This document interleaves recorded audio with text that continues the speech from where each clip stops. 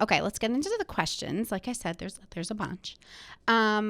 This one is interesting because it's not specific to dating, but it's kind of specific to like where I am in my life. It says, as a fellow 30-year-old queen, how do you cope with the pressure society puts on us now that we're 30 and single/childless? I understand that things happen for a reason, and I'm not even looking necessarily for a partner before I learn to love myself, but I feel so much pressure from not necessarily friends, but acquaintances, colleagues, society in general.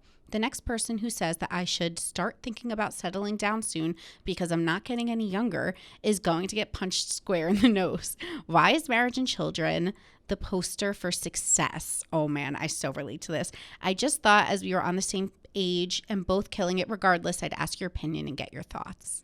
Yeah, so that's a really good question. And, I was having a conversation with Clinton not that long ago, and he said something that was just like will forever kind of be stuck with me, and I'm going to share it with you guys. But he said, so Clinton's married. He's married to a wonderful man. They've been together for like a million years. And Clinton said, sometimes and his husband's a psychologist. So he's like, sometimes I feel not bad, but just like a part of me goes out to women, and particularly young women, because they've always had this pressure or like this pre-written fairy tale that they're told they have to abide by. And he's like, F the fairy tale. Like your fairy tale can literally be from this day forward. You can choose for your fairy tale to be whatever the F you want it to be. And it's not something that you even have to write all the chapters out. You can wake up each day, write one page of your fairy tale. So maybe that is marriage and kids for you, which is great and fine. But maybe, like I've recently come to the conclusion that I'm not 1,000% sure I want kids. Some days I want them. Some days they annoy the F out of me. But also, even if I do want them, I know I don't want them in the next couple years. But I'm also realistic, and I know that I'm 30, just turned 33. I know that you just can't be delusional about it. Like I know that at 35, there are certain things that so I'm making a contingency plan. I personally will likely freeze my eggs. So then it can give me a little bit of a break, like a buffer, should I choose to have kids years later. But also because I'm writing my own fairy tale. Like, yeah, I may be the old AF mom, but I think if I am ever a mom, that's cool because it fits in my bigger picture of what I want. I may never get married. And like, that's my, like, I am choosing that rather than this pre-made fairy tale that doesn't fit for everyone. Because if you think about it, it doesn't actually even make sense, because what you're doing for your career already doesn't fit that narrative of that pre-made fairy tale, which may be why you're not there yet, or why things are different and challenging and difficult. So screw what society has said. And I know that there will be days that that's easier to do and days that that's harder to do, but you have the pen. It is your movie. It is your story. No one else is directing it. And whatever you choose, as long as it brings you joy. Yeah. So if your career brings you joy, if not having a partner and being single forever brings you joy, cool. You can absolutely do that. And I see that with some of the great older women in my life. My great aunt, she's the matriarch of our family. She's so, like, I want to be cool like her. She's 70, but fly AF. She and her boyfriend, which is like, to society, it's weird to say boyfriend. She was married. They're divorced. My cousins are all grown and adults now.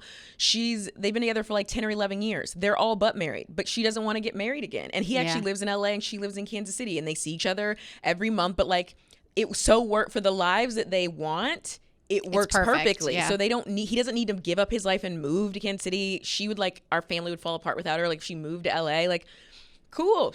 That is her own. And so I think what happens actually is, what I've been hearing is that when people get older, they come to this realization. And unfortunately for us and for women, sometimes in this crucial time when we need to know it, we don't know that. So we're still clinging to or feeling guilty that. But let's take some of the wisdom from that older generation and pull it into now, which is like, F the fairy tale. You write your own, whatever it looks like. It's like making your own recipe. You do you. And as long as you're happy with the choices and you just are realistic of, like, give yourself room. So again, if you maybe want to have 1 million great loves, cool. If you want to have one lifetime partner, cool. If you do think you might want to have kids, but you don't want them soon, maybe consider, like, would I be open to adopting down the road? Would I want to freeze my eggs? So then at least you just don't wake up at 43. Yeah. And then you're like, oh crap, I didn't make room for this. I do relate though to that sense of feeling like people think that you're not successful if you don't have a family or children, or it's not successful enough. Right. And it's kind of like you do feel this pressure, I feel like sometimes, when it's usually the older generations, people in their 30s, 20s, they don't care because they're all on the same page and everyone's doing their own thing. It's like my parents' generation and then my grandparents' generation where they're like, oh, like poor Alyssa. Like I feel like they almost feel bad for you. Yeah. And it's like, I'm fine. And you can't control their inner. Real success is joy.